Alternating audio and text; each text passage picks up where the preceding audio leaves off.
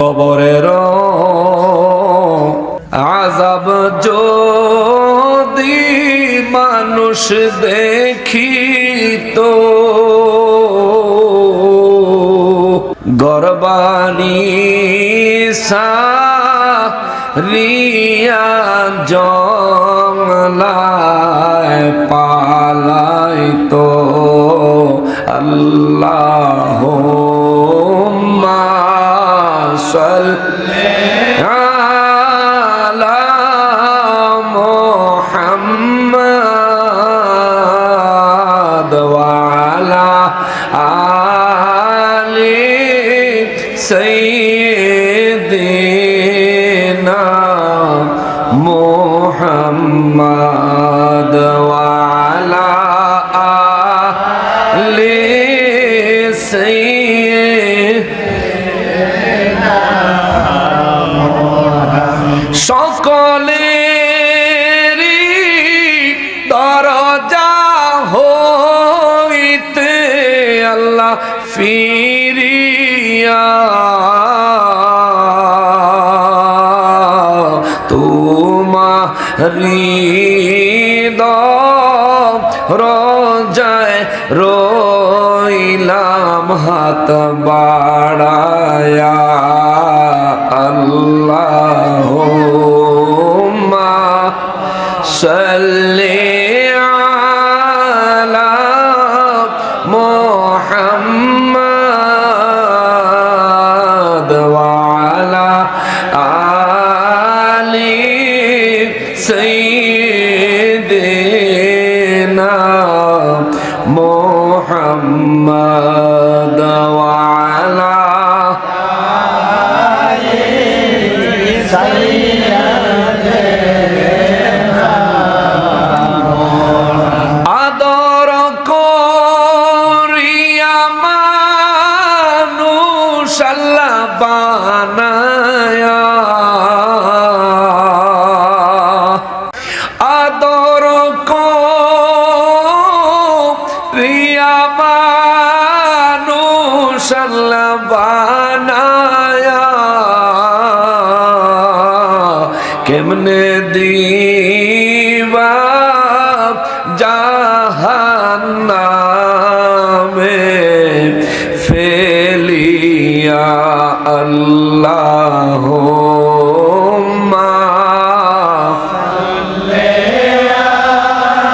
লা মুহাম্মাদ ওয়া আলা আলি সাইয়্যিদিনা মুহাম্মাদ ওয়া আলা আলি সাইয়্যিদিনা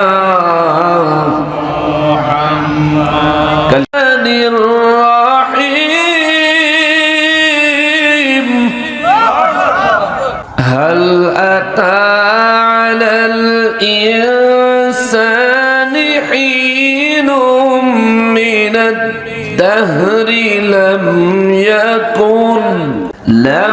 يكن شيئا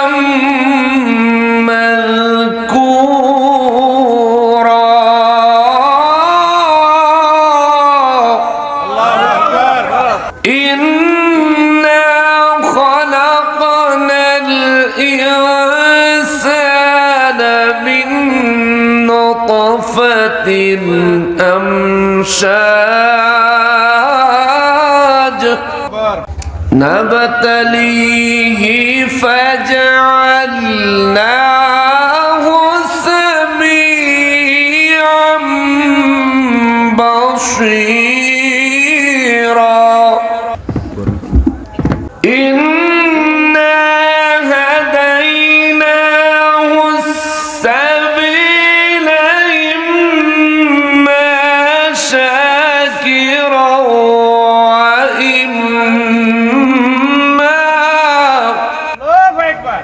وإما شاكرا وإما كفورا.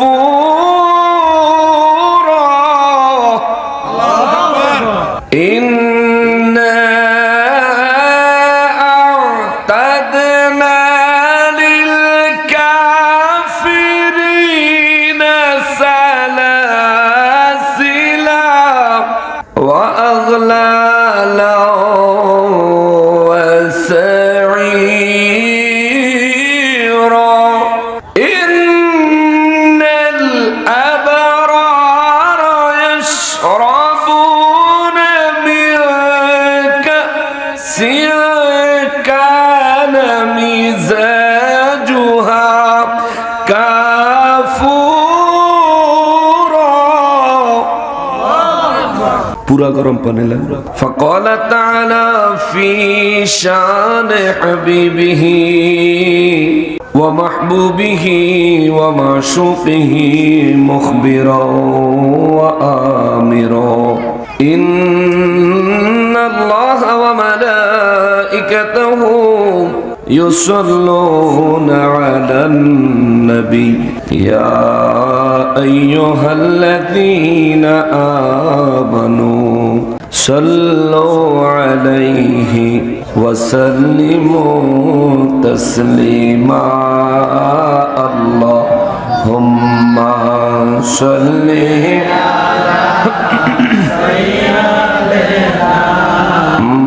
مولانا محمد وعلى آله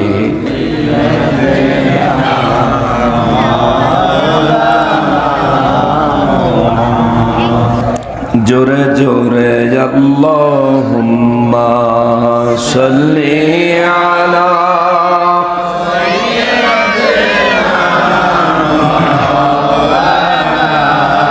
মুহাম্মদ ওয়া আলা আলিহি সাইয়্যিদিনা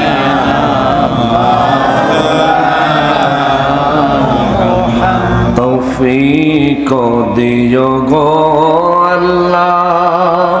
গুনাহ হইতে বাঁচিবার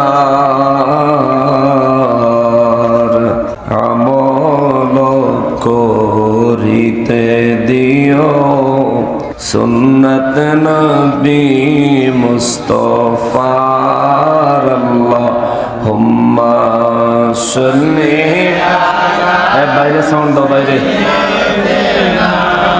مولانا محمد وعلى آله سيدنا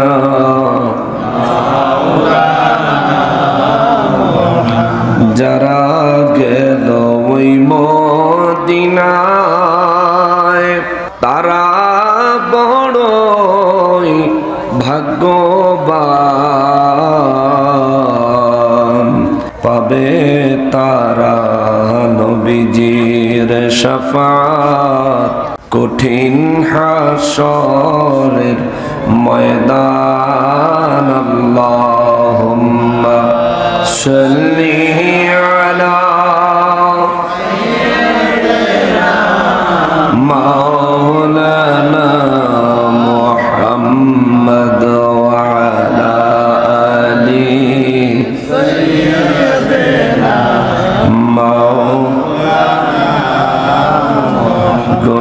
গুনাহগারের গুনাহ ঝরে নবী দরুদে আপনার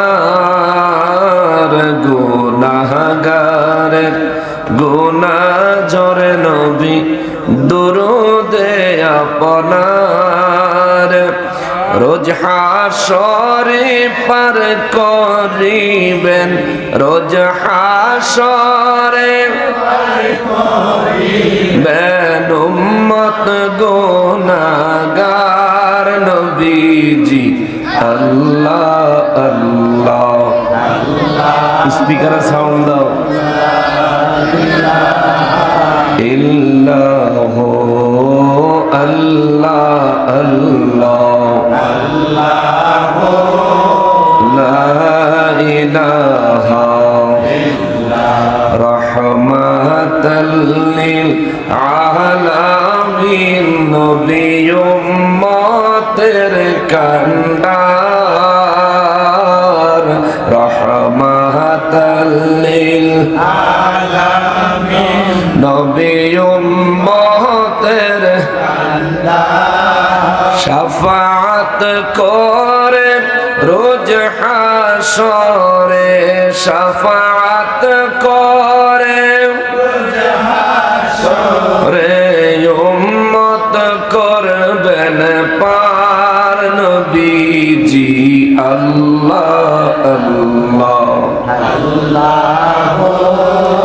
লা ইলাহা, একটু কমাও স্পিকারটা, আল্লাহ আল্লাহ আল্লাহ লা ইলাহা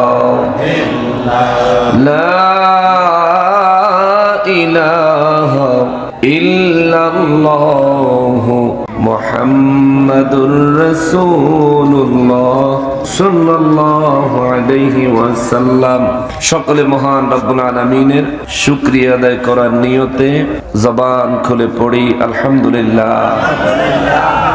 আর একবার শুকরিয়া আদায় করবো এই জন্য যে পরওয়ারদিগারে আলম মেহেরবানি করে আজ 14 ডিসেম্বর 2025 সালের রোজ রবিবার দিবাগত রাতে আয়োজিত ঐতিহ্যবাহী হবিগঞ্জ জেলাধীন মাধবপুর থানাধীন গোপালপুর উত্তরপাড়া হযরত ইমাম হাসান হুসাইন রাদিয়াল্লাহু তাআলা আনহুমা সুন্নি যুব সংগঠনের উদ্যোগে আয়োজিত 17তম বার্ষিক সুন্নি মহাসম্মেলনে গোপালপুর উত্তরপাড়া জামে মসজিদ প্রাঙ্গণে আমাদেরকে উপস্থিত হওয়ার এবং বসার যে সুযোগ আল্লাহ তাআলা দান করেছেন, তার জন্য জবান খুলে উচ্চ আওয়াজে আরো একবার পড়ি আলহামদুলিল্লাহ। লক্ষ কোটি দুরুদ ও সালাম সরকারে কায়নাত সৈয়দুল মুরসালিন খাতিমুন নবীন রাহমাতুল লিল আলামিন নূরে মুজাসসাম নূরুন আলা নূর হায়াতুন নবী জিন্দা নবী নবীদের নবী উম্মতের কান্ডারি নবী শাফাআতের কান্ডারি নবী হাউজে কাউসারের মালিক নবী আমার নূর নবীজির নূরানি কদম মোবারকে মহান রব্বুল আলামিন যেন কবুল করেন। জবান খুলে পড়ি আমিন। অধ্যক্ষের আয়োজিত মাহফিলের সম্মানিত সভাপতি সাহেব, খানদুরা দরবার শরীফের বর্তমান গদিনিশীন পীর সাহেব, আওলাদ রাসূল আওলাদ ওয়ালি আলহাজ হযরত মাওলানা হাফেজ সৈয়দ জিয়াউল কামাল জাকারিয়া সাহেব মাদ্দাজিল্লাহুল আলী সহসভাপতি হিসেবে উপস্থিত রয়েছেন গোপালপুর উত্তরপাড়া জামে মসজিদের সম্মানিত খতিবে মুকাররম জনাব হযরত মাওলানা মুফতি সোহাইলুর রহমান চিশতি সাহেব। প্রধান মেহমান হিসেবে আজকের মাহফিলে যিনি আমন্ত্রিত মাধবপুর উপজেলা পরিষদের সাবেক চেয়ারম্যান মহোদয় জনাব আলহাজ SFAM শাহজাহান সাহেব।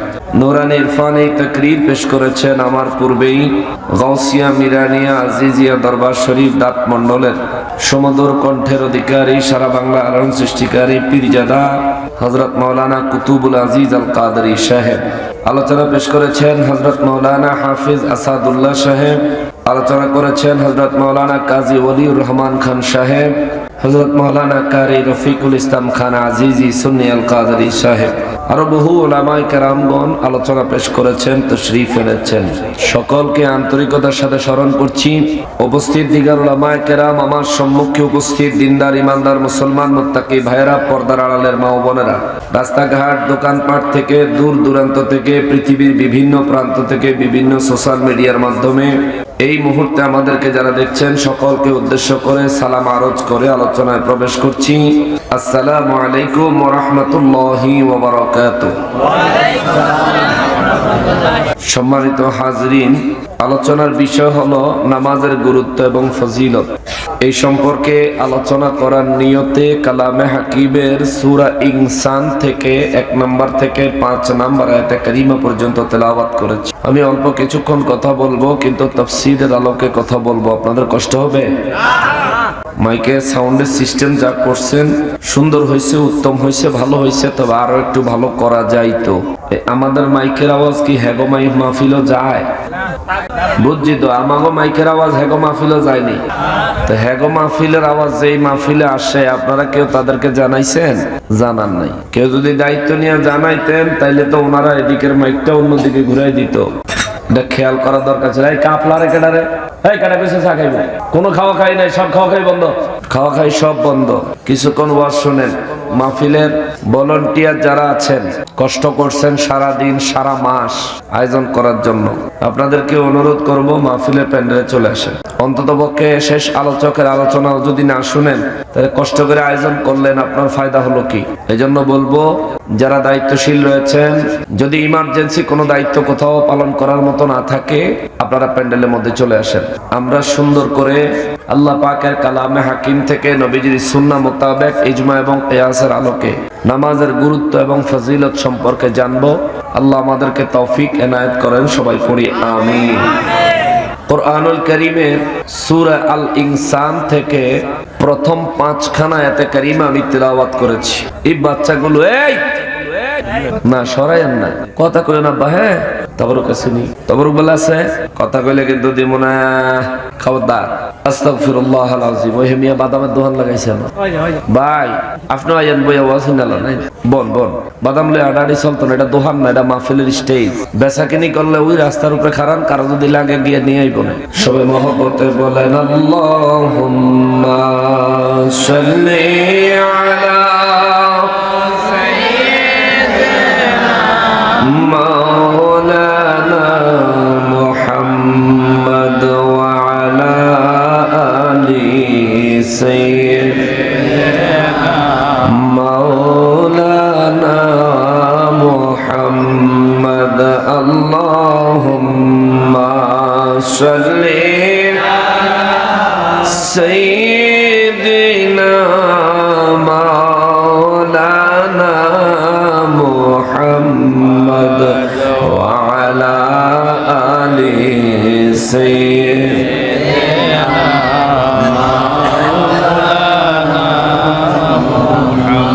মুআজ্জাজ মুকাররম।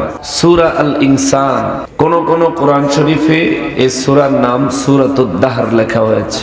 আল ইনসান অর্থ হচ্ছে মানব জাতি, আর দাহর হচ্ছে এমন একটা দীর্ঘ সময়, যে সময়ের শুরু সম্পর্কে কেউ জানে না। জোরে পড়েন না সুবহানাল্লাহ।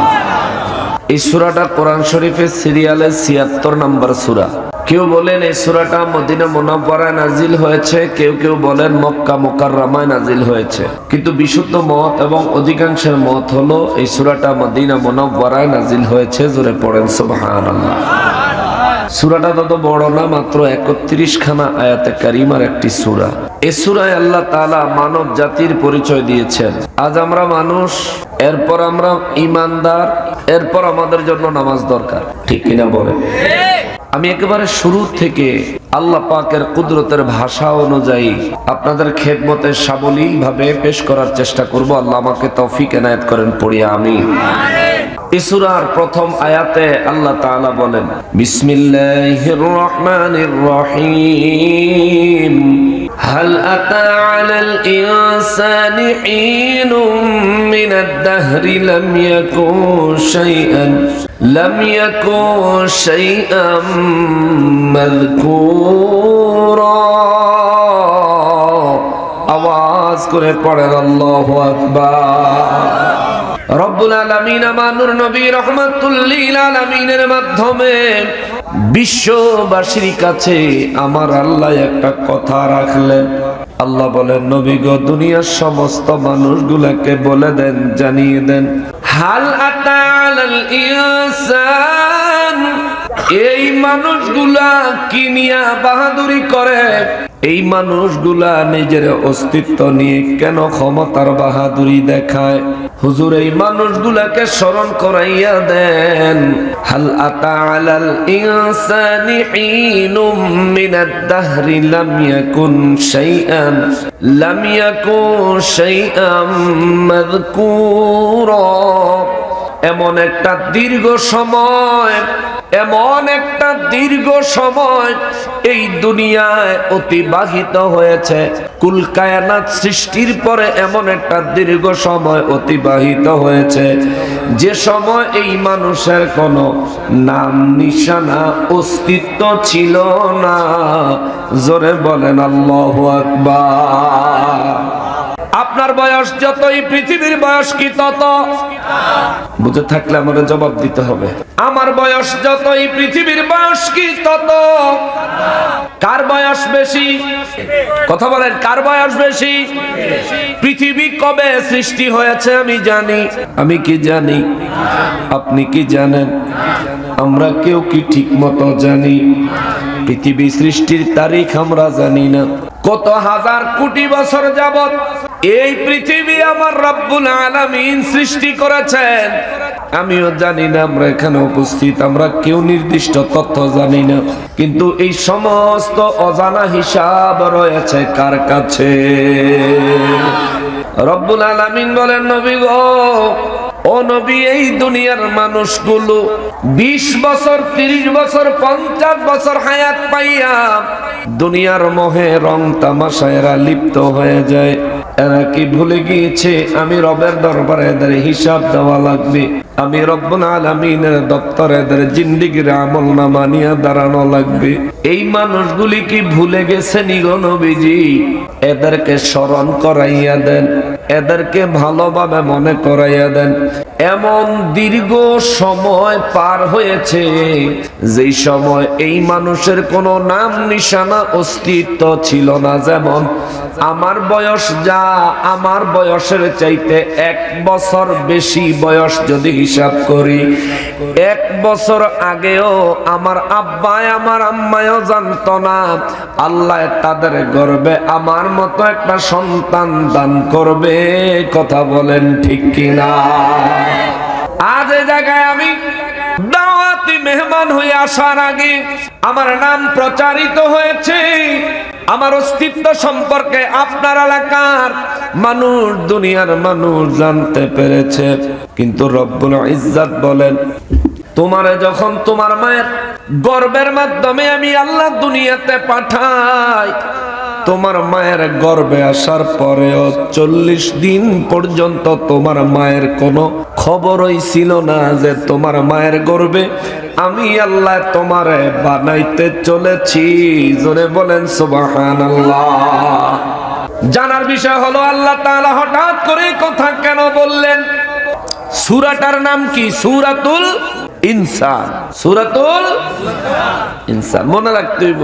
ইনসান অর্থ মানব জাতি। ওই মানব জাতি আমরা সাধারণ মানুষেরা, সাধারণ মানব জাতির কথা আমার আল্লাহ বলেন। সাধারণ মানব জাতি আমার আল্লাহ কেমনে বানাইছেন আল্লাহ তাও পরের আয়াতে বলেন, বিসমিল্লাহির রহমানির রহিম, ইন্না খালাকনাল ইনসানা মিন নুতফাতিন আমশাজ। আওয়াজ করে বলেন আল্লাহু আকবার। রব্বুল আলামিন বলেন, নিশ্চয় আমি আল্লাহ মানুষ বানাইছি, নিশ্চয় আমি আল্লাহ মানুষ বানাইছি তার মা বাবার নতফার মিশ্রণ থেকে। সুবহানাল্লাহ বলেন, আরো জোরে বলেন সুবহানাল্লাহ। মা বাবার নতফার মিশ্রণ থেকে ইনসান বানাইছেন কে?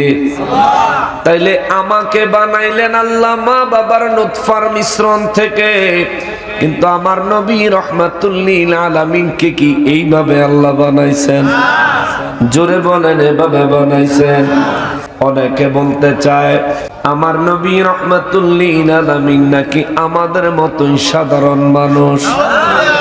ওরে আহাম্মক, আমাদেরকে বানানোর ব্যাপারে আমার আল্লাহ বলেন, ইন্না খালাকনাল ইনসানা মিন নুতফাতিন আমশাজ।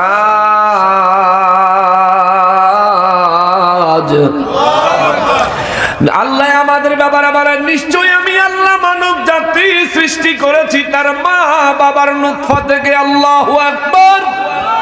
এই জায়গায় না যদি আমার নবীরে মিলাইয়া দাও, গোলাইয়া দাও, কোনোভাবেই মিলবে না, কোনোভাবেই গোলানো যাবে না।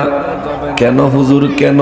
আমার আব্বা জানের মেরুদণ্ড থেকে আমার মায়ের গর্ভ মোবারকে আল্লাহ যদিন আমারে পাঠাইছে আব্বার লজ্জাস্থানের মাধ্যমে নুতফা বের করে মায়ের গর্ভে আল্লাহ জমা করেছেন, সংরক্ষণ করেছেন।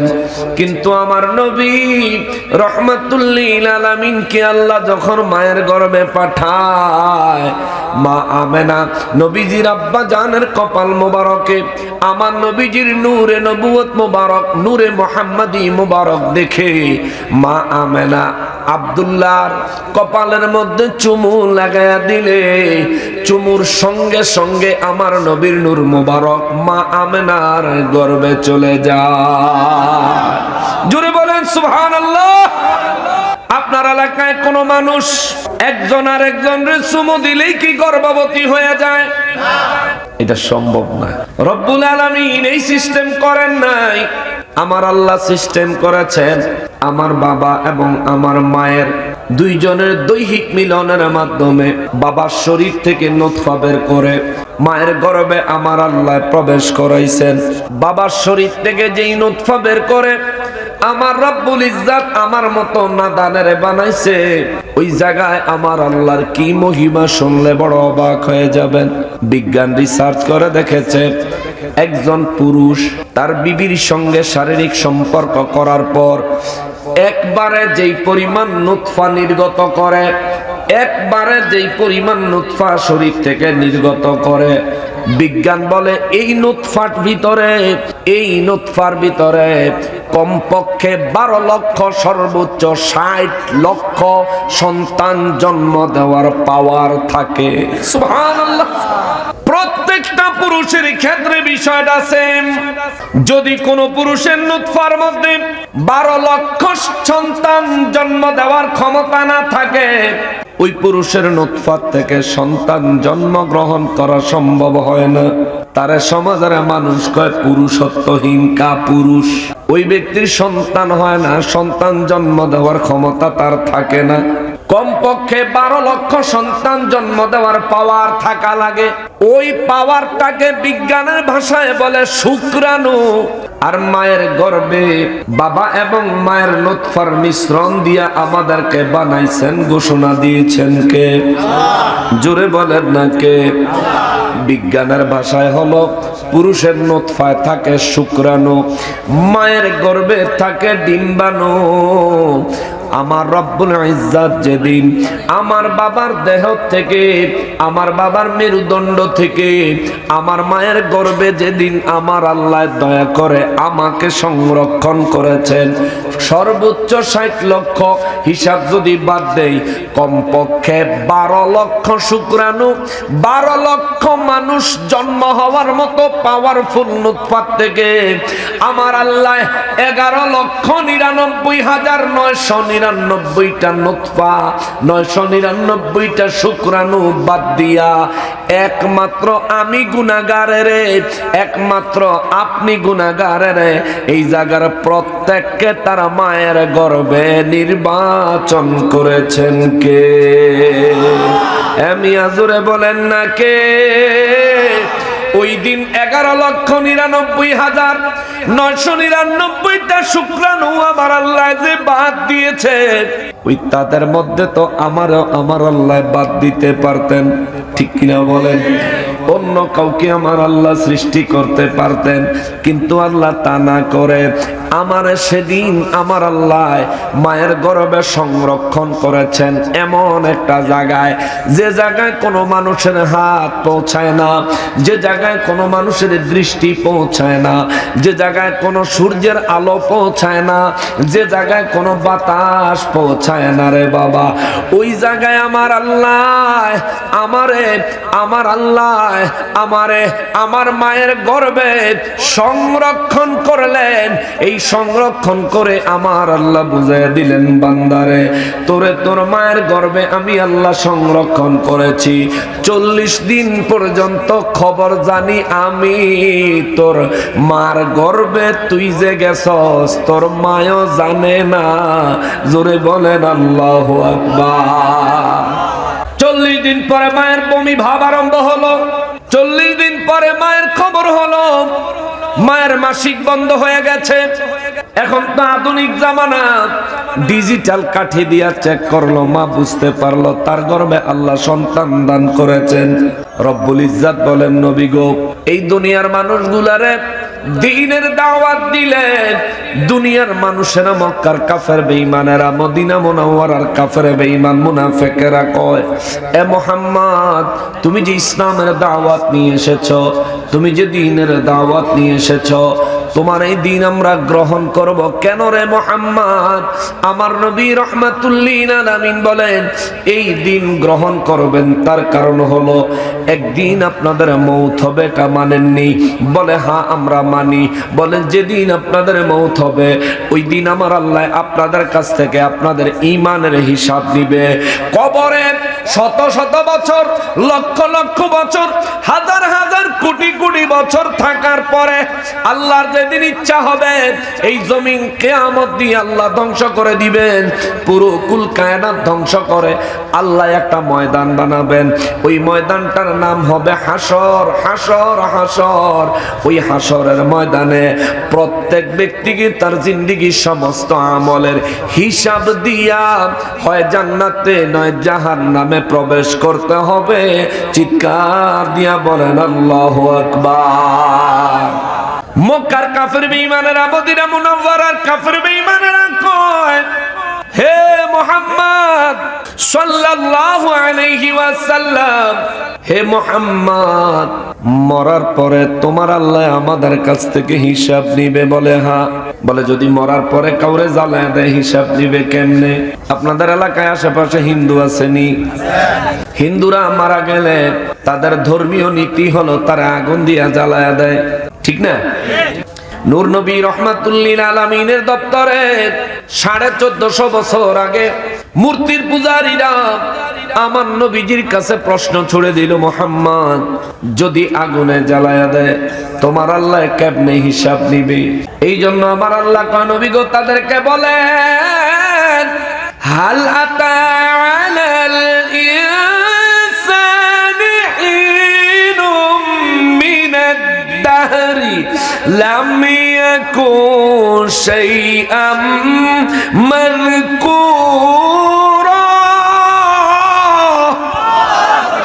ও নবী, এই কাফের বেঈমানদেরকে বলে দেন গো নবীজি, যেদিন এদের কোনো অস্তিত্বই ছিল না, এদের ব্যাপারে এদের মা বাবাও জানতো না, দুনিয়ার কোনো মানুষ জানতো না এরা দুনিয়ায় আসতে চলেছে, ওই দিন একেবারে অস্তিত্বহীন থেকে, শূন্য থেকে আমি আল্লাহ এদেরকে যেভাবে বানাইছিলাম তাদের মায়ের গর্ভে, ওদেরকে বলেন, ওরা যদি ওদেরকে মারা যাওয়ার পর জ্বালায়াও দেয়, আমি যেই আল্লাহ অস্তিত্বহীন থেকে অস্তিত্ব দান করতে পেরেছি, জ্বালায়া অস্তিত্বহীন করে দিলেও আমি আল্লাহ তাদেরকে পুনরায় তৈরি করব, তাদের কাছ থেকে ঈমানের হিসাব নিব। চিৎকার দিয়া বলেন আল্লাহু আকবার। এ বাবা, বুঝে থাকলে জবাব দেন। হিন্দুরা মরে গেলে জ্বালায়া পুড়ায়া দেয়, কিন্তু মুসলমান মারা গেলে জ্বালায়নি। জোরে কোন জ্বালায়নি? মানুষ মারা গেলে জ্বালানো কি মুসলমানের নীতি না হিন্দুদের নীতি? জোরে বলেন। আমার কথা বুঝেন তো? আবার বলছি, কথাটা বড় ইম্পর্টেন্ট কথা। মানুষ মারা গেলে জ্বালাইয়া দিবে, এটা কি মুসলমানের নীতি না হিন্দুদের? আরো জোরে, আরো জোরে। কিন্তু কিছুদিন আগে আমাদের দেশে দাড়ি টুপিওয়ালা কিছু মানুষ নুরা পাগলারে কবরের থেকে উঠায়া আগুন দিয়া জ্বালায়া দিছে। আমরা হিন্দুদের মাঝে আর ওদের মাঝে কোনো পার্থক্য দেখি না, ঠিক কিনা বলে? হিন্দু ধর্মের নীতি হলো মানুষ মারা গেলে মানুষের আগুন দিয়া জ্বালায়া দেয়। এখন ওরা কি করলো? নুরা পাগলায় মারা গেছে, মানুষ মারা গেলে তার জীবনের আমলের হিসাব, ঈমানের হিসাব নিবেন কে? ওই জায়গায় আমার আর আপনার পণ্ডিতি চলবো? বলেন চলবো? এই ব্যক্তিরা এক নম্বরে তাদের পরিচয় দিল হিন্দুদের পরিচয়, নুরা পাগলারে আগুন দিয়া জ্বালায়া, ওরা চায় মুসলমান মারা গেল যেন আগুন দিয়া জ্বালায়া দেওয়া হয়। ওরা মুসলমানকে আগুন দিয়া জ্বালায়া দিতে চায়, কারণ তাদের মাথায় টুপি, পাগড়ি, গায়ে জুব্বা, অন্তরে হলো মূর্তি পূজার ধান্দা। কষ্ট হচ্ছে? নারাজ হচ্ছেন? আমি আরো কিছু বাস্তব উদাহরণ দিতে পারি। একদিকে নুরা পাগলারে আগুনে জ্বালায়া নিজেদেরকে হিন্দুদের কালচার অনুসরণ করে তার প্রমাণ করলো। 2 নম্বরে মূর্তির পূজায় মন্দির পাহারা দিয়ে তারা আরো একবার প্রমাণ করেছে। 3 নম্বরে মন্দিরে পূজার সময় মূর্তির তাজিম দিয়া আরো একবার প্রমাণ করেছে। 4 নম্বরে মূর্তির সামনে গীতা পাঠ করে তারা আরো একবার প্রমাণ করেছে। 5 নম্বরে রোজা আর পূজা একই মুদ্রার এই পিঠ ওই পিঠ, এই কথা বলে তারা চূড়ান্ত ভাবে বুঝাইয়া দিছে। তারা মনে করে ইসলাম ধর্ম আর হিন্দুদের মাঝে কোনো পার্থক্য নাই। ওরে আহাম্মক, আমরা মনে করি তোর মতো বেয়াদব, তোদের দলের প্রত্যেকটা বেয়াদবের কাহারও অন্তরে ঈমান নাই। কথা বলেন ঠিক কিনা?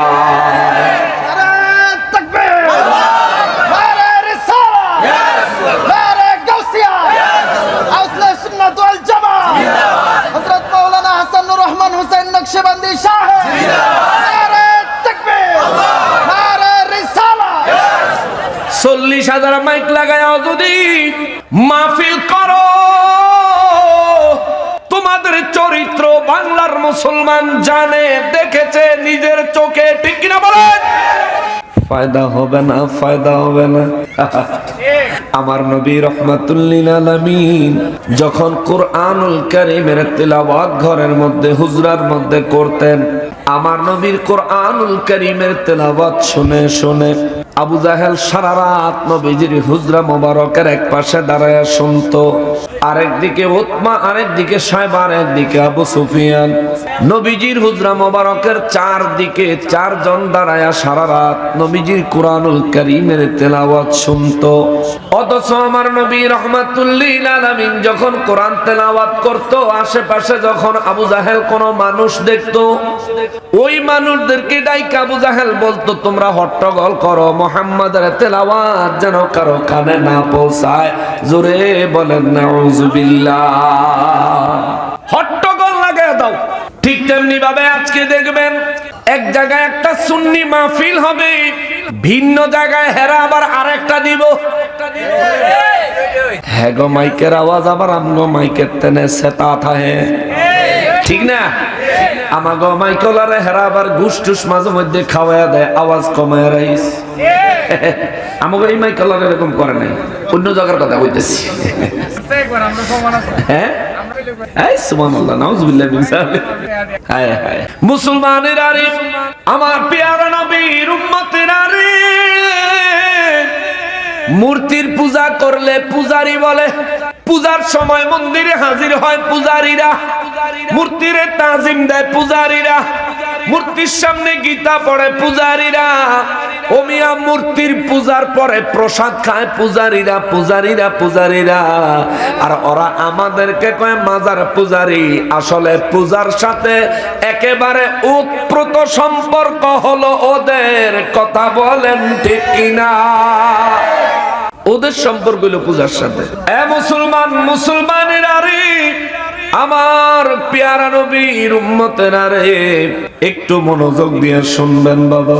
নবীজির দরবারে প্রশ্ন করা হলো, নবী গো, ও নবী, মানুষ মারা গেলে যদি জ্বালায়া দেয়, তাইলে আপনার আল্লাহ তার কাছ থেকে কেমনে হিসাব নিবে? আমার আল্লাহ বলেন, হুজুর তাদেরকে বলে দেন, হাল আতা আলাল ইনসানি হিনুম মিনাদ দাহরি লাম ইয়াকুন শাইআম মাযকুরা। এই যে মানুষ এত পণ্ডিতটা কথা কয়, আসেনি এলাকার কিছু মানুষ অত্যন্ত পণ্ডিত, আসেনি? হ্যাঁ, কিন্তু দোষের অভাব নাই, হ্যাঁ খালি হগলতের দোষ ধরে বেড়ায়, এমন মানুষ আসেনি? পণ্ডিত, বিশাল পণ্ডিত, একবার আবু জাহেলের ডক। রব্বুল আলামিন বলেন, নবী গো, এই যে মানুষ আপনি আমার রাসূল হওয়া সত্ত্বেও, কত মুজিজা দেখানো সত্ত্বেও, আসমানি কিতাব তিলাওয়াত করে করে শোনানো সত্ত্বেও এই মানুষ, এই কাফেরেরা আপনার সঙ্গে পণ্ডিতি করতে চায়। ওরা আপনার সামনে প্রশ্ন করে, ওদেরকে যদি মারা গেলে জ্বালায়া দেওয়া হয়, ওদেরকে আমি আল্লাহ কেমনে হিসাব নিব? ও নবী, ওদেরকে বলে দেন, জানিয়ে দেন, ওদের যখন অস্তিত্বই ছিল না, ওদেরকে অস্তিত্বহীন থেকে অস্তিত্ব দিয়েছি আমি আল্লাহ। ঠিক যেইভাবে ওদেরকে জ্বালাইয়া পোড়াইয়া দিলেও আমি আল্লাহ একইভাবে তাদেরকে সৃষ্টি করব, তাদের কাছ থেকে হিসাব নিব।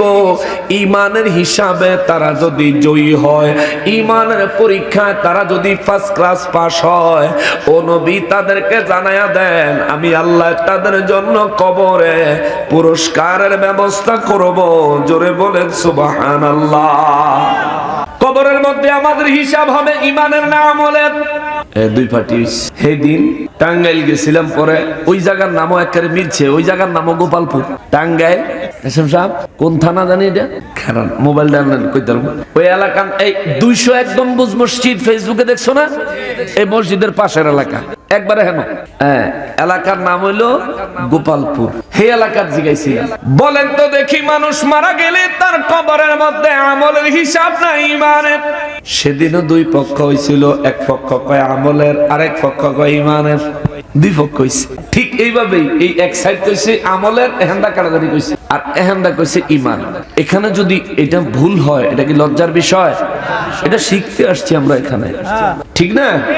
আমার ভুল হবে, যখন ভুলটা একবার বলবেন, বলার পর যখন শুদ্ধটা শিখবেন, জীবনে সব ভুললে গেল আর এটা বলতেন না, এটা মনে থাকবে, এটা মনে থাকবে। এই জন্য প্রতিষ্ঠানের শিক্ষকরা ছাত্রদেরকে পড়া দিয়া আবার পড়া লয়, পড়া শোনে। কেন?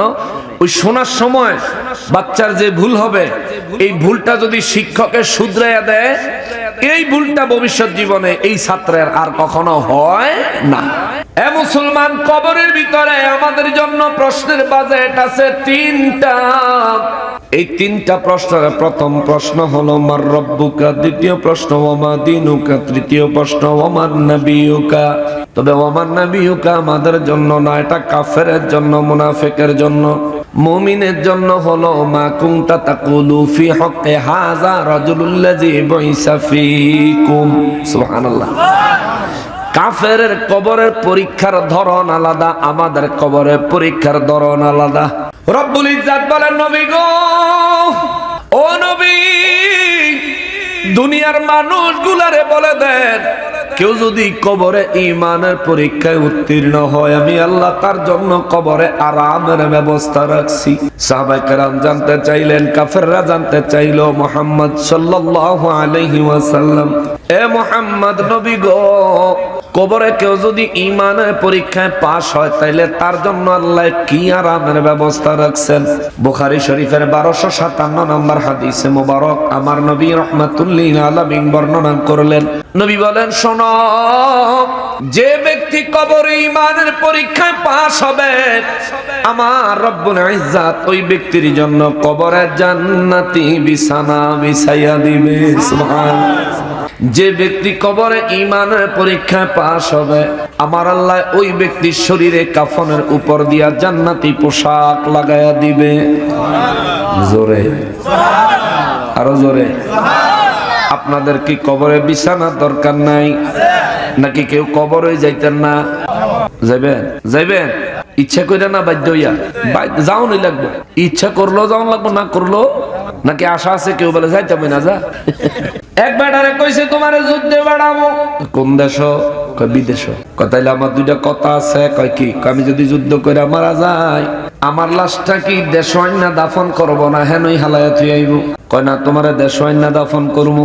দেশ না দাফন করলে আমার দুইটা কথা আছে। কামারে দাফন করার পর কবরের ভিতরে আমার যখন মাংস পয়সা শুধু হাড্ডি অবশিষ্ট থাকবো, এরপরে কি আমার কবরের টেনে উড়াইবো না কবরের ভিতরেই রাখবো?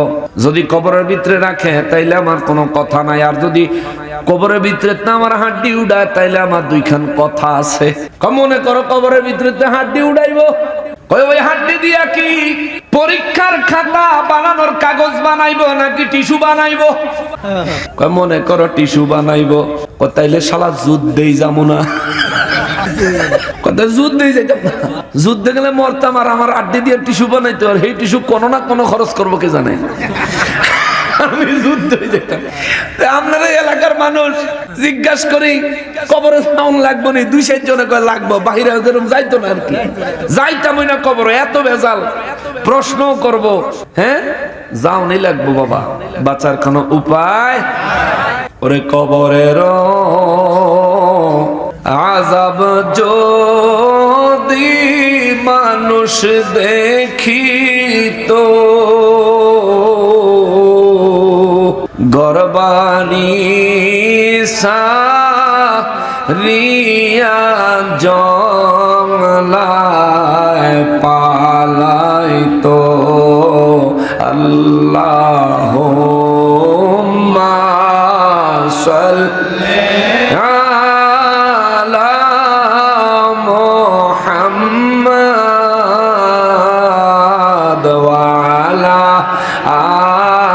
আলি সাইয়্যিদিনা মুহাম্মাদ ওয়া আলা আলি সাইয়্যিদিনা সকলেরই দরজা হইতে আল্লাহ ফিরিয়া তোমারি রোজায় রইলাম হাত বাড়ায়া। আল্লাহুম্মা সাল্লি আলা মুহাম্মাদ ওয়া আলা আলি সাইয়্যিদিনা মুহাম্মাদ ওয়া আলা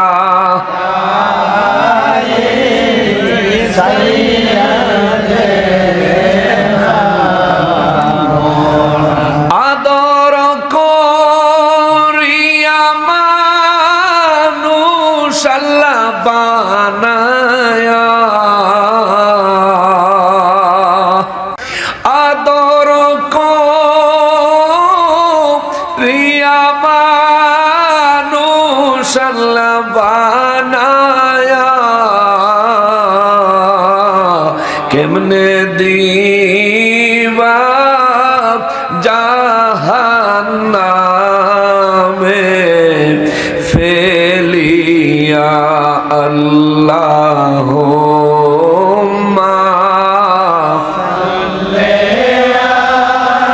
লা মুহাম্মাদ ওয়া আলা সাইয়্যিদিনা মুহাম্মাদ ওয়া আলা সাইয়্যিদিনা। কালকে দেখবেন হেরা কইব এই যে পড়ে গেছে এটার ভিতরে মদ গুন্নার কিচ্ছু মিল নাই। তার কথা সঠিক, মদ গুন্নার মিল নাই, কিন্তু ওরা যে শুদ্ধ করে পড়ে ওরার সাথে আমাদের মতো নবীজির প্রেমের মিল নাই। ভাই নবীর প্রেমে শুধু অশুদ্ধ পড়লে, তুমি যদি আমার উপর ফতুয়া লাগাইতে চাও, ওয়াইস করণী রাদিয়াল্লাহু তাআলা আনহু নবীর প্রেমের জন্য 32 দাঁত ভাঙছে, তার উপর ফতুয়া লাগাও দেখি, ঠিক কিনা বলেন? আবু বকর সিদ্দিক রাদিয়াল্লাহু তাআলা আনহু 6 মাস হিজরতের জন্য ঘুমায় নাই, দরজার পাশে দাঁড়িয়ে ছিলেন। রাতের বেলা আরাম করার জন্য নবীজি নির্দেশ দিয়েছেন, সুবহানাল্লাহ বলেন। অল্প সময় হইলেও বিশ্রাম করো, আরাম করো, তারপর আল্লাহর ইবাদতে মশগুল হও, এটা নবীর নির্দেশ। এই নির্দেশ থাকা সত্ত্বেও 6 মাস যাবত সারা রাত দরজার পাশে কান লাগায় আবু বকর সিদ্দিক রাদিয়াল্লাহু দাঁড়িয়েছিলেন। তুমি পারলে আবু বকর সিদ্দিক রাদিয়াল্লাহর বিরুদ্ধে ফতোয়া লাগাও, লাগাইতে পারবা, কাজ হবে না। নবী বলে গেছেন আবু বকরের ওই এক এক রাতের ইবাদত তামাম মুসলিম উম্মার সারা জীবনের নেক আমলের চাইতেও বেশি। সুবহানাল্লাহ। এই জন্য মহাব্বতের দাম সবচেয়ে বেশি, ভালোবাসার দাম সবচেয়ে বেশি। এই কুল কায়নাত আল্লাহ বানাইছেন নবীজির ভালোবাসায়। আমাদেরকে আখিরি নবীর উম্মত, কুনতুম খাইরা উম্মাতিন উখরিজাত লিন-নাস, গোটা মানব জাতির মধ্যে শ্রেষ্ঠ উম্মত আমাদেরকে লকব দিয়েছেন আল্লাহ ভালোবাসার কারণে, নবীর ভালোবাসার কারণে। সুতরাং কেউ যদি নবীর মহব্বতে দুরূদ শরীফ পড়তে গেলে মদ গুন্না কিছু সুইটাও যায়, এটারে নিয়ে সমালোচনা করো না। তুমি শুধু খেয়াল করো ওই ব্যক্তির দিলে নবীর জন্য মায়া আছে কতটুকু। কেননা নবী রাহমাতুল লিল আলামিন বলেন, দালাইলুল খায়রাত 36 পৃষ্ঠায় নবী বলেন, আমার উম্মতের দুরূদ ও সালাম আমার কাছে দুই ভাবে পৌঁছায়। এক হলো ফেরেশতারা পৌঁছে দেয়, আর এক হলো আমি নবীজি নিজের কান মোবারকে সরাসরি শুনতে পাই। সুবহানাল্লাহ। কিতাবের নাম দালাইলুল খায়রাত, 36 পৃষ্ঠা খোলো। নবী আমার রাহমাতুল লিল আলামিন বলেন, সাহাবীরা রে, দুনিয়ায় যখন আমার কোন উম্মত আমি নবীর মহব্বত বুঝে না কিন্তু দুরূদ ও সালাম পড়ে, আমার ওই উম্মতের দুরূদ ও সালাম ফেরেশতারা আমি নবীর দপ্তরে মদিনা আল মুনাওয়ারায় পৌঁছে দেয়। আর আমার কোন উম্মত যদি ওই গোপালপুর থেকে, এক্সাম্পল, ওই মাধবপুর থেকে, ওই হবিগঞ্জ থেকে, ওই বাংলাদেশ থেকে, এমনকি পৃথিবীর যে কোনো জায়গা থেকে আমার কোন উম্মত যদি অন্তর ভর্তি মহব্বত লই আমি নবীর শানে দুরূদ ও সালাম পড়ে, আমি নবী আমার ওই উম্মতের দেখি, আমার ওই উম্মতের চিনি, আমি তার দুরূদ ও সালামের আওয়াজ সরাসরি শুনতে পাই। আরো জোরে বলেন সুবহানাল্লাহ। তাহলে নবীজির কাছে শুদ্ধ কইরা পড়ার বিষয় নয়, নবীজির কাছে মহাব্বতটা হলো জরুরি, মহাব্বত হলো জরুরি, মহাব্বত হলো জরুরি। এই জন্য দুনিয়ায় যে ব্যক্তি নবীরে ভালোবাসে বেশি, আল্লাহ পাক রব্বুল ইজ্জাত ওই ব্যক্তিরে নূর নবী রাহমাতুল লিল আলামিনের দিদার নসিব করে দেয়। কথা বলেন ঠিক কিনা? আর নবীর দিদার যে ব্যক্তি পাইল তার ফায়দা কত? লা তামুসুন্নার মুসলিমার রাআনি, মুসলিম শরীফের হাদিস। নবী বলেন, লা তামুসুন্নার মুসলিমার রাআনি, যে ব্যক্তি আমাকে দেখেছে ওই ব্যক্তিকে জাহান্নামের আগুন স্পর্শটুকু পর্যন্ত করবে না। আল্লাহু আকবার। জাহান্নামের আগুন তাকে টাচ করবে না। লা তামুসুন্নার মুসলিমার রাআনি, যে মুসলমান আমাকে দেখেছে, নবীজি বলেন নাই যেই মুসলমান আমারে ডাইরেক্ট দেখেছে, নবীজি বলেন নাই যেই মুসলমান আমারে স্বপ্ন যুগে দেখেছে। আমার নবী ডাইরেক্ট দেখার কথাও বলেন নাই, আমার নবীজি স্বপ্ন যুগের কথাও বলেন নাই। নবী বললেন শুধু যে ব্যক্তি আমাকে দেখেছে। সাহাবায়ে কেরাম বলেন, নবী গো নবী, কেউ যদি আপনাকে স্বপ্ন দেখে তার জন্যও কি আপনি নবীর ঘোষণা করা এই ফজিলত আল্লাহ তাআলা দান করবেন? আমার নবী বলেন, হ্যাঁ অবশ্যই অবশ্যই দান করবেন। তবে শোনো, আমার কোন উম্মত যদি আমার স্বপ্নে দেখে, আমার ওই উম্মতের খবর দিও যে ব্যক্তি আমাকে স্বপ্ন যুগে দেখেছে অচিরেই তার সঙ্গে আমার সরাসরি সাক্ষাৎ হবে। আল্লাহু আকবার। যে আমাকে স্বপ্ন যুগে দেখেছে ওই ব্যক্তির সঙ্গে আমার সরাসরি সাক্ষাৎ হবে অচিরে অচিরে অচিরে। নবী যদি ইচ্ছা করেন উম্মতের সাথে সরাসরি এখনো সাক্ষাৎ দিতে পারেন কি পারেন না? নবীজিকে এই ক্ষমতা দিয়েছেন কে? জোরে বলেন কি? নবীর কাছে যদি পাওয়ার না থাকতো আমার নবী তো এই কথা বলতেন না। সাহাবায়ে কেরাম বলেন, নবী গো নবী, আপনার উম্মতের মধ্যে অনেক উম্মত থাকবে এমন যারা আপনাকে অনেক মহব্বত করবে, কিন্তু গুনাহের কারণে স্বপ্ন যুগে আপনার দিদার তাদের নসিব হবে না। এমন মানুষ গোপালপুর আছে না? নবীজিকে প্রাণের চাইতেও বেশি ভালোবাসি কিন্তু গুনাহের অভাব নাই, এমন মানুষ আছে না? না। এমন মানুষের মধ্যে যদি হিসাব করেন আমিও একজন।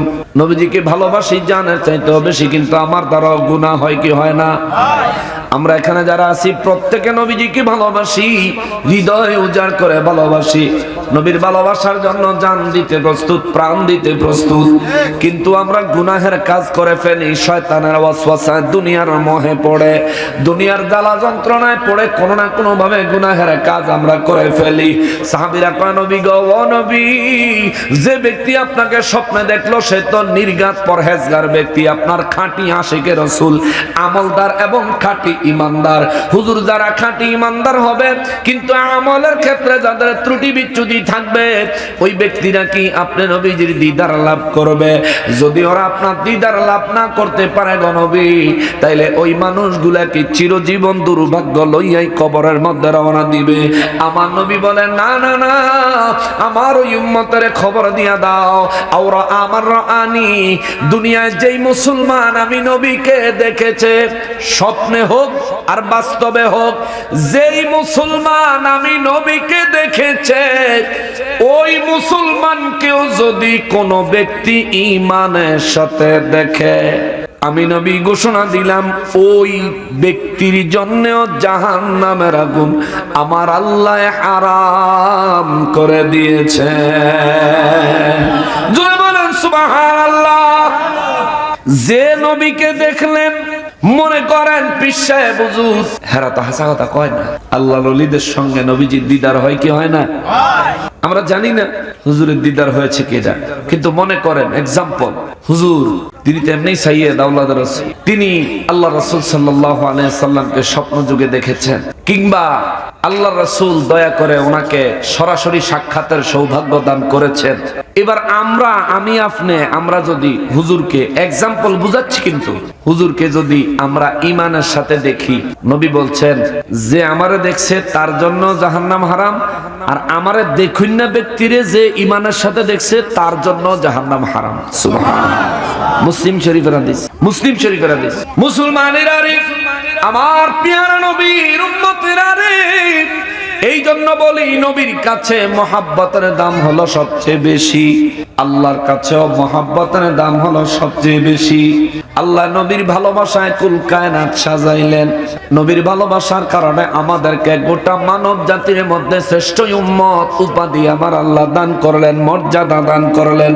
আমার নবী রাহমাতুল লিল আলামিনের খাতিরে আমরা যত গুনাহের কাজ করি, সাথে সাথে আল্লাহ আযাব দিয়ে আমাদেরকে ধ্বংস করে দেয় না।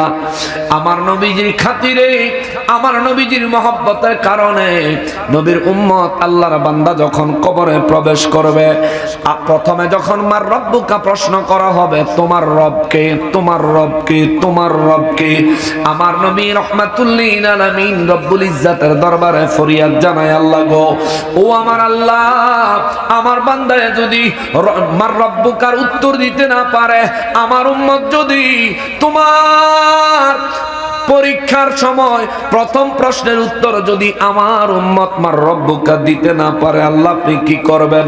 রব্বুল ইজ্জাত বলেন, হুজুর, অন্যান্য নবীর উম্মতদের ক্ষেত্রে আমি আল্লাহ কবরে প্রশ্ন রাখছিলাম 2টা, সুবহানাল্লাহ, কিন্তু আপনি নবীর উম্মতের জন্য কবরে প্রশ্ন রাখছি 3টা। অন্য নবীর উম্মতরা জিজ্ঞাসা করছি মার রব্বুকা, যারা জবাব দিতে পারছে পরের প্রশ্ন তারা পাইছে, যারা জবাব দিতে পারে নাই পরের প্রশ্ন আর পায় নাই, সেখানেই তাদের জন্য আযাব আরম্ভ হয়ে গেছে। আমার নবী রাহমাতুল লিল আলামিন 2 চক্ষু মোবারকের পানি মোবারক ছেড়ে কান্না করতে লাগলেন, আল্লাহ,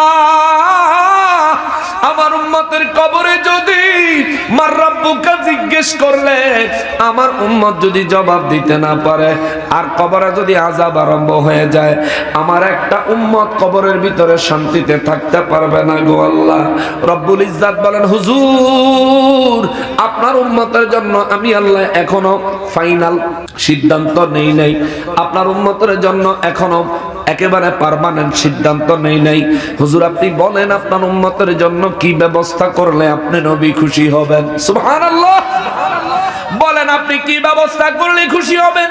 নবী কয়, আল্লাহ গো, আমার উম্মত যদি মার রাব্বুকার জবাব দিতে না পারে, আমার ফরিয়াদ হইল আপনি আমার উম্মতের আযাব দিবেন না, গজব দিবেন না, বরং ওয়ামা দিনুকা প্রশ্নের সম্মুখীন হওয়ার সুযোগ দিবেন।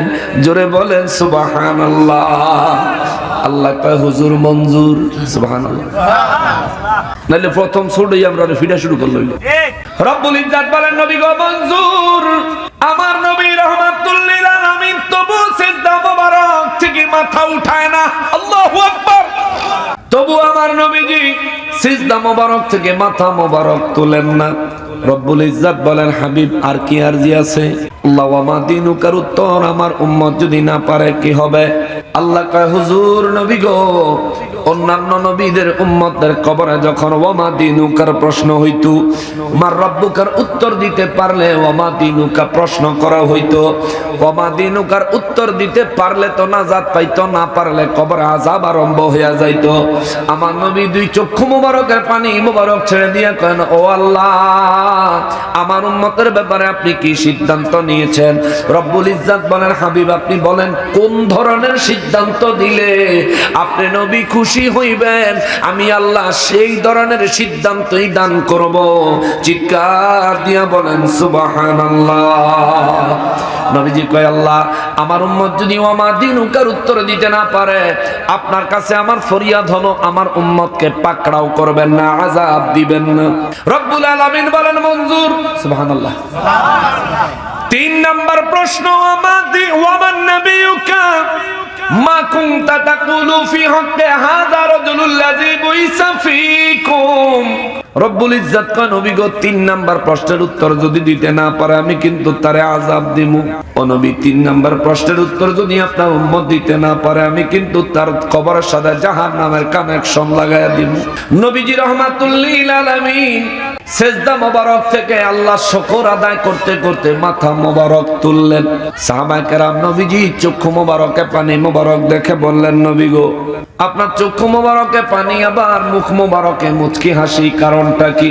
আমার নবী বলেন আমার রব্বুল ইজ্জাত আমার উম্মতের জন্য কবরের কঠিন পরিস্থিতিকে সহজ করে দিয়েছেন। আমার আল্লাহ যেন উম্মতের জন্য কবরের পরিস্থিতি সহজ করেন, এই জন্য আমি রাসূল আল্লাহর কুদরতের কদমে দীর্ঘক্ষণ কেঁদেছি। আমার আল্লাহ আমার কান্না মঞ্জুর করেছেন, উম্মতকে 2টা প্রশ্নে ছাড় দিয়েছেন। 3 নম্বর প্রশ্নে বলেছেন আমার উম্মতকে আল্লাহ আযাব দিবে যদি উত্তর দিতে না পারে। সাহাবীরা বলেন হুজুর এই ব্যাপারে আপনার কি মনে কষ্ট নাই? আমার নবী বলেন না না নাই নাই। ইয়া রাসূলুল্লাহ আপনি মুচকি হাসতেছেন, নিশ্চয়ই বিকল্প কোনো ব্যবস্থা আছে। আমার নবী কয় আখলিস দীনাকা ইয়াকফিকাল আমালুল কলিল। এরে উম্মত তোর ঈমানটারে খাঁটি কর, মজবুত কর, মজবুত। তোর ঈমানটারে মজবুত কর, তোর আমল পরিমাণে কম হলেও চিন্তা করিস না, আমি নবী তোরে বাঁচায়া নিমু। আল্লাহু আকবার। আহলে সুন্নাত ওয়াল জামাত হযরত মাওলানা হাসানুর রহমান হোসেন নকশবন্দি সাহেব। নারে তাকবীর, নারে রিসালাত। মাশাআল্লাহ। সবার হয়ে গেছে, ঠান্ডা প্রচুর। আমি মোটামুটি বিষয়ের কাছাকাছি চলে আসছি। বিষয়ের উপরে একেবারে টাইটলি অল্প কয়েকটা কথা বলবো। আমি বিষয়টা গোছায় আনি। বাবারে আমরা মানুষ, আমরা এক সময় আমাদের কোনো অস্তিত্ব ছিল, আমাদেরকে অস্তিত্ব দান করেছেন কে? আল্লাহ। যেই জমিনে আল্লাহ আমাদেরকে অস্তিত্ব দিলেন এই জমিনের মালিক কে? আল্লাহ। যেই জমিনে আমরা অক্সিজেন নিয়ে বসবাস করি এই অক্সিজেনের মালিক কে? আল্লাহ। বিল দেওয়া লাগেনি, কিন্তু হাসপাতাল গেলে তো দেওয়া লাগে। ঘন্টায় বিভিন্ন জায়গায় বিভিন্ন ধরনের চার্জ হাসপাতাল রোগীর কাছ থেকে করে অক্সিজেনের জন্য, কিন্তু অক্সিজেনের মালিক কে? আল্লাহ। এই অক্সিজেন আমার আপনার প্রত্যেক মুহূর্তে লাগেনি? কথা কোনো লাগেনি? হাসপাতাল গিয়া নাহের মধ্যে লাগাইয়া দিলে বিল দেওয়া লাগে, কিন্তু এই যে জন্মের পরে এই পর্যন্ত অক্সিজেন নিতেছি, আল্লাহ কোনোদিন বিল চাইছে? কোন ফেরেশতা স্লিপ লই আইছে, তাহলে অক্সিজেনের মালিক কি? আল্লাহ এত নিয়ামত দিয়ে আমারে আপনারে বাঁচায় রাখছে, যেটা ছাড়া 1 মিনিটও আমরা বাঁচতাম না। তবুও আমরা মানুষ মসজিদে আজান দিলে ঘরে ঘুমায় থাই। হে মানুষ, তোমার কোনো অস্তিত্বই ছিল না মিয়া। চিন্তা করে দেখো, কোনো অস্তিত্বই ছিল না তোমার। সামান্য পচা বাসি পুরান খাবার টাবার দিয়ে একটা কুকুর পাললে ওই কুকুরটা মরণ পর্যন্ত মালিকের আনুগত্য করে। রাত ভর মালিকের বাড়িটা সজাগ থাইকা পাহারা দেয়। অপরিচিত মানুষ ঢুকা মাত্র সিগন্যাল দিয়া মালিকরে বুঝাইয়া দেয় কেউ বাড়ি ঢুকছে।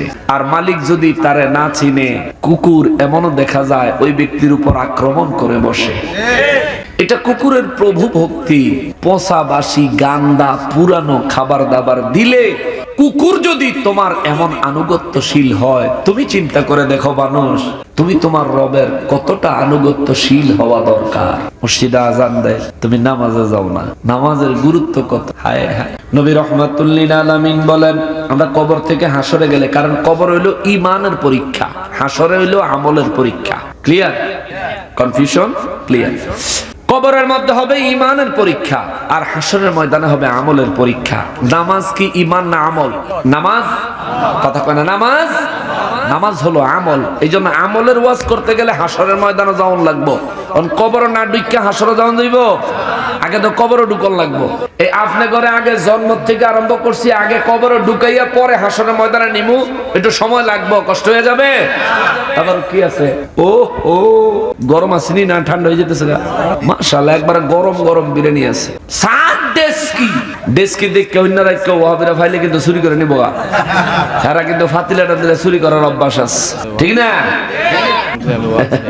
মুসলমানেরা রে, আমার প্যারা নবীর উম্মতেরা রে, নূর নবী রাহমাতুল্লিল আলামিন মুচকি মুচকি হাসলেন। সাহাবায়ে কেরাম বলেন, নবী গো, 3 নাম্বার প্রশ্নের উত্তর আপনার উম্মত যদি দিতে না পারে, উম্মতকে নির্দেশ দিলেন, আখলিস দীনাকা ইয়াকফিকাল আমালুল কলিল।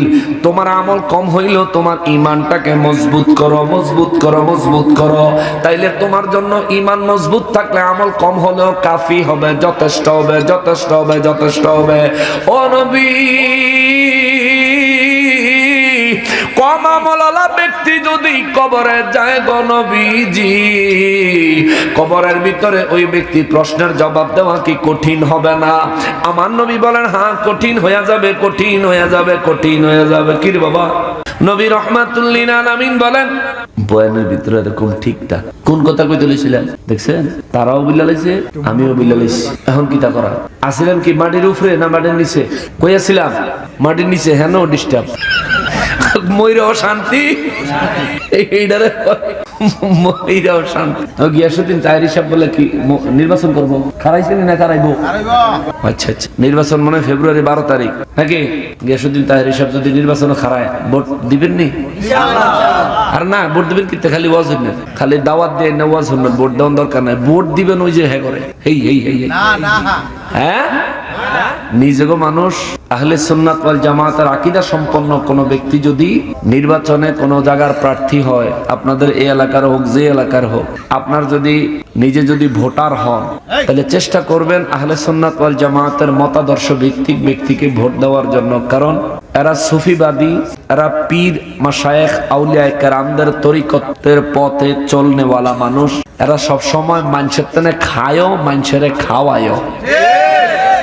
অতএব এদের দ্বারা ফায়দা ছাড়া ক্ষতি হওয়ার আশা করা যায় না। আর আল্লাহর ওলিরা এদেশে ইসলাম আনছে, ওই আল্লাহর ওলিদের মাজার গুলো ভাঙলো। আমাদের দেশের মন্দিরে সিকিউরিটি যারা, মন্দিরে যারা পাহারা দিল, হেরা বলে নির্বাচনের বোর্ডের লেগে গিয়ে পাহারা দিছে। তো ওলি আল্লাহর মাজার যে ভাঙলো, এই ব্যাপারে আপনি প্রতিবাদ করলেন না ভাই? আপনার কি মুসলমানের ভোটের দরকার নাই? এই জায়গা থেকে বুঝা নিয়েন, কেউ আমাদের বান্ধব নয়, সবাই আমাদের দুশ্মন। সবাই চায় এদেশ থেকে সুফিবাদী হক ইসলামকে মিটাইয়া দিতে। কেননা এই দেশে সুফিবাদী হক ইসলামের অনুসারী মুসলমান যতদিন বেঁচে আছে, ততদিন মুসলমানদের মধ্যে শান্তি বজায় থাকবে। নয়তোবা ওই মন্দিরে পূজা দেওয়া না, পাহারা দেওয়া না লোকেদের মতো বিভিন্ন জায়গায় সন্ত্রাসীবাদ কায়েম করবে। কথা বলেন ঠিক কিনা? শান্তি নষ্ট করতে হইলে সুফিবাদীদেরকে শেষ করতে হবে। শেষ করার জন্য এবছর আমাদের দেশে প্রায় শতাধিক মাজার ভাঙচুর হয়েছে। তাদের দাবি হইল কি তারে বাবা, তাদের দাবি হইল হেন বেলে শিরিক বেদাত হয়, এর লেগে বেলে বাইঙ্গা দিছে। তো মন্দির যে দিলা হেন কি জুমার খুতবা হয়? এ কথা কর না কামিয়া কিসে কি আমার আল্লাহ তো না ওয়াজ শেষ। সুতরাং ওই বোর্ডের কথা যখন কইছে আহলে সুন্নাত ওয়াল জামাতের মতাদর্শ ভিত্তিক যাকেই যেখানে পাবেন আপনারা ভোট দিবেন। আর এই বক্তারারে বয়ানের মাঝখানে এইভাবে কোনো কিছু দিবা না, এটা ঠিক না, আদবের খেলাফ। আমরা সংগঠনের লোকেরাই যদি আদব কায়দা না বুঝি, এরা সাধারণ মানুষ, এরা আমাদের কাছ থেকে দেখে শিখবো, ঠিক না বাবা? এটা খেয়াল রাখবো। এটা কাগজে সুন্দর করে লেখা দিলাম, বা আলেম আসলে তার সঙ্গে দেখা করে আদবের সহিত তার সাথে বিষয়টা শেয়ার করলাম, উনি ওনার মর্জি মোতাবেক সময় মোতাবেক উপস্থাপন করবে। এইভাবে বয়ানের মাঝখানে যখন কোন একটা বিষয় ঢুকে যায়, বয়ানের ভিতরে কিন্তু আল্লাহ রহমত বর্ষণ হইতে থাকে, ওই সময় এটা বাধা পড়ে যায়। হ্যাঁ, এটা যাতে না হয়। বাবা, কবরের ভিতরে নবী রাহমাতুল লিল আলামিন বলেন, আমার উম্মত কবরে গেলে যদি ঈমান মজবুত লইয়া যায়, যখন জিজ্ঞেস করবে মা কুনতা তাকুলু ফি হাক্কি হাযা রাজুলুল্লাযী বুইসা ফীকুম, আমার অনেক মহব্বত করনেওয়ালা উম্মত দেখেই বলে ফেলবে হাযা রাসূলুল্লাহ, জোরে কন্যা সুবহানাল্লাহ। আর আমার কোন উম্মত যদি বলতে দেরি হয়, আমি নবী বলে ফেলবো হাযা উম্মতি, জোরে কন্যা সুবহানাল্লাহ। আমি বলে ফেলবো এটা আমার উম্মত, আল্লাহ এটা আমার লোক, আমার দলের লোক, জোরে কন্যা সুবহানাল্লাহ। তো নবী রাহমাতুল লিল আলামিন বলেন, উম্মত তোমার ঈমানটাকে মজবুত করো, অল্প আমল হইলেও নাজাতের জন্য যথেষ্ট হইব। এখন অল্প আমল কোনগুলো? নামাজ, রোজা, হজ, যাকাত, অন্তত পক্ষে এই চারটি। পর্দা আছে, মা বাবার খেদমত আছে। যদি সহজে বুঝাইয়া বলি, ফরজ, ওয়াজিব, সুন্নাতে মুআক্কাদা, যেগুলো না করলে গুনাহ হইব, এগুলো হইলো অল্প আমল। আমার কথা বুঝতে পারছেন? অল্প আমল মানে 5 ওয়াক্ত নামাজের ভিতরে মাগরিবের নামাজ পড়ন আর বাহিরি না পড়ন, এটা না। অল্প আমল মানে সপ্তাহে একদিন শুধু জুমার নামাজ পড়া, এটা না। 5 ওয়াক্ত নামাজ পড়তেই হবে, বাধ্যতামূলক আমল করতেই হবে, এটাকে বলে অল্প আমল। আপনি অতিরিক্ত করতে পারলেন না, নফল ইবাদত করতে পারলেন না, অনেক বেশি নফল আমল করতে পারলেন না, কিন্তু আপনার উপর যেটা দায়মি, যেটা ফরজ, যেটা ওয়াজিব, যেটা সুন্নাতে মুআক্কাদা, এটা কইরা যাইতে হবে। কেননা নবী বলেন, আউয়ালু মা ইউহাসাবু বিহিল আবদু ইয়াউমাল কিয়ামাতিস সালাহ, উম্মতের কাছ থেকে সর্বপ্রথম হাসরের ময়দানে আল্লাহ নামাজের হিসাব নিবে, জোরে কন্যা সুবহানাল্লাহ। হাসরের ময়দানও দাঁড়ান লাগবে নি সবার? এখন হাসরের ময়দানও দাঁড়াইতেন না, কেডা কেডা একটু আতুডান, সবারই দাঁড়ানো লাগবে। এই যে বাচ্চারা, এই বাচ্চারা যে এখন ওয়াজ বুঝে না, মাহফিলে এসে বসে রয়েছে, এটাও কিন্তু এদের পরিবারের একটা গুরুত্বপূর্ণ শিক্ষা।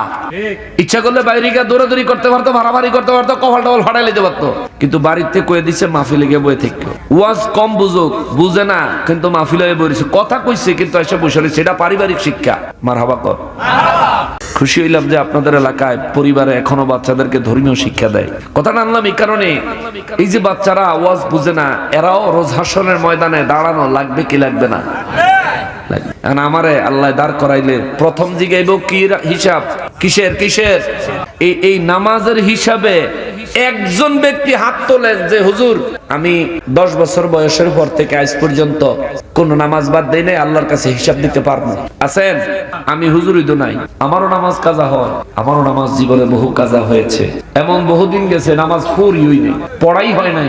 কারণ 10 বছরের পরে, আরে 20 বছর পর্যন্ত আমরা তো ভালো মন্দ কিছু বুঝিই না। 15 বছরের ফোলা সারা রাত ধরে ফেসবুক চালায়, ফজরের নামাজের সময় আব্বা বাপে যদি ডাকে আজান দিছে চল মসজিদে নামাজ পড়তে যাই, ফোলার মায়ে হেমরা তো কয় হ্যাঁ আমরা মাথা খারাপ হয়েছে, সারাটা রাত ফোলাটা ফেসবুক চালায় একটু আগে ঘুমাইছে। কাঁচা ঘুমটা বাইকে দিতেন আমার ফোলাটা অসুস্থ করণের বুদ্ধি আসেনি এরম আম্মা? গোপালপুর নাই না, নাই নাই গোপালপুর নাই। আম্মা আপনার ফোলারে আপনি দুইটা আদর করতেছেন না, জাহান্নামের দিকে পাঠাইতেছেন।